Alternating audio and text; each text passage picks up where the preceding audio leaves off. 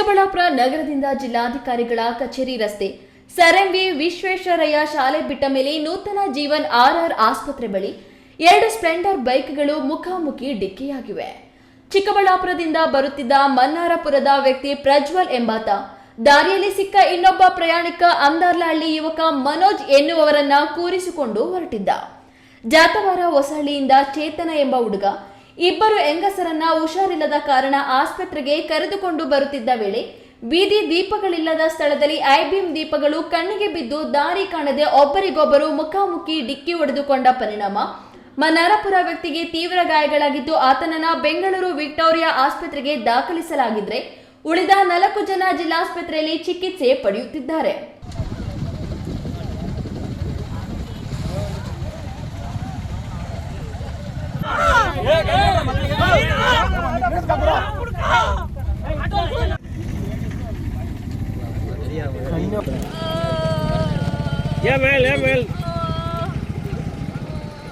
ಅಪಘಾತ ನಡೆದು 1 ಗಂಟೆಯಾದರೂ ಆಂಬ್ಯುಲೆನ್ಸ್ ಬಾರದ ಕಾರಣ ಅಪಘಾತಕ್ಕೊಳಗಾಗಿ ರಕ್ತದ ಮಡುವಿನಲ್ಲಿ ಕತ್ತಲಲ್ಲಿ ರಸ್ತೆಗೆ ಬಿದ್ದು 5 ಜನ ವ್ಯಕ್ತಿಗಳು ನೆರಳಾಡುವಂತಾಗಿತ್ತು ಎಂದು ಸಾರ್ವಜನಿಕರು ಶಾಪ ಹಾಕುತ್ತಿದ್ದಾರೆ.